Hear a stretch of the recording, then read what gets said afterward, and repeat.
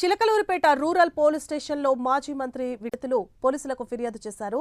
గత ప్రభుత్వంలో అన్యాయంగా తమ భూములు లాక్కున్నారని తన ఫిర్యాదులో పేర్కొన్నారు. అలాగే విచారణ జరిపి న్యాయం చేయాలని కోరారు. ఈ మేరకు పోలీసులు విడుదల రజనీ, సజ్జల రామకృష్ణారెడ్డిపై కేసులు నమోదు చేశారు.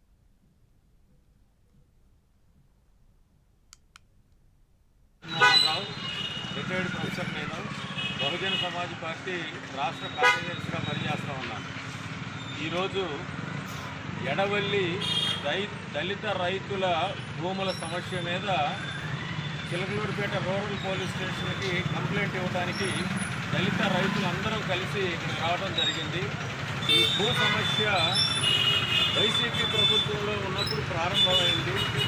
పేద అమాయక దళిత రైతుల్ని మభ్యపెట్టి, ప్రలోభపెట్టి, భయపెట్టి బలవంతంగా కోట్ల రూపాయలు విలువైన మైనింగ్ పడ్డ భూములని విడుదల రజనీ గారు మంత్రిగా ఉన్నప్పుడు భయపెట్టి మరీ తీసుకోవడం జరిగింది.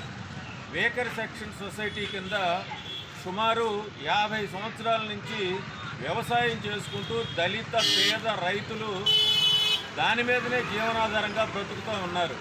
అటువంటి వ్యవసాయ భూమిని గ్రానైట్ పడటం వలన పెద్దల కన్నుపడి గద్దల్లాగా తన్నుకుపోవటానికి దళిత రైతుల భూములే వాళ్ళకి కనిపించినాయి.